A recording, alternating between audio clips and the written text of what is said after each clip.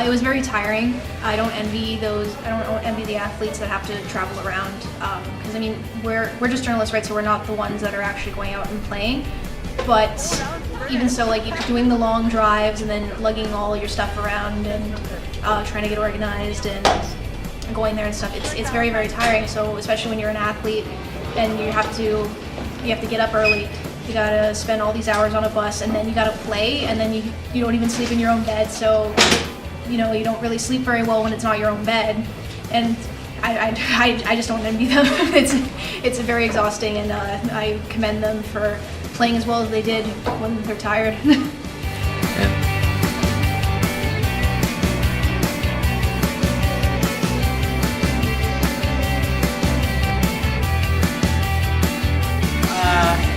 I haven't traveled a lot, so I've learned a newfound respect for a lot of traveling athletes. I thought they could eat wherever they want because, things would be around on the way, but I realized that's not. They have to be at the mercy of their own travel. If they happen to pass by a Tim Hortons, it's like now or never. You either eat now or you get like 6 hours until the next time you eat. So I'm sure that affects them in the game too. So. Like when they sweat 1, 2, 3, you guys sweat 1, 2, 3. Snowing out here. Tell me Toronto probably has it worse.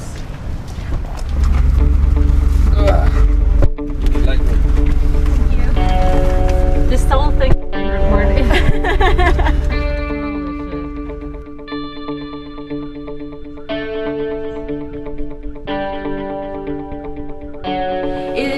It kind of made me regretful for the past 3 years that I haven't cheered on my own Humber Hawks, but to see how much they care for their community.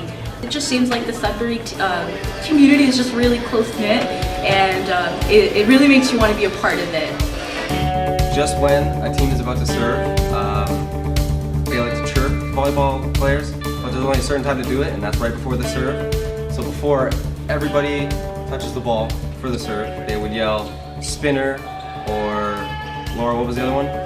Floater. Yeah, so like floater just before they serve the ball, and it cracked me up every time. I knew I was going to hear it with every serve, and it still cracked me up.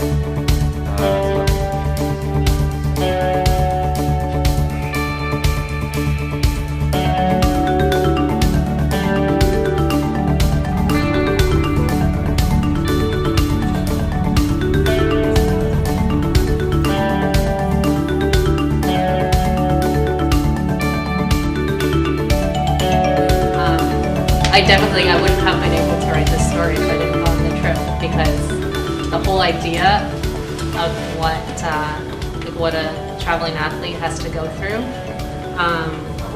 it's definitely a lot different to live through it and have that experience, to actually see the athletes, see what they do, even like the relationships among them.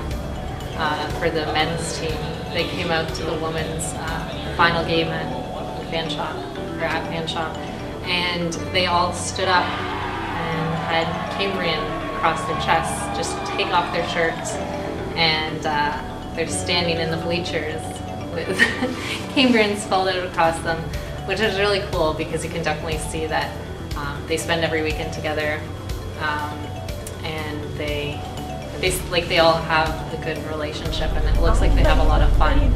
I shouldn't have let you go, but now you're right outside. Yeah, show me how you want it to be. Tell me, baby, 'cause I need to know now. What? Because my loneliness is killing me, and I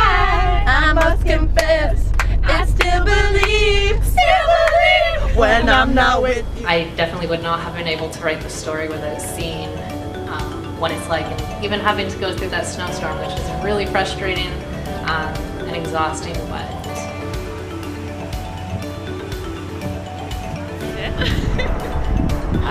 we are now going to stay overnight for a couple hours. And then, 4 hours. About 4 hours. Yeah. And then we will be headed back to Toronto. Yeah. So this is our adventure. And let's not go through there. definitely gives a little bit, small bit of insight of what they have to go through living in Northern Ontario.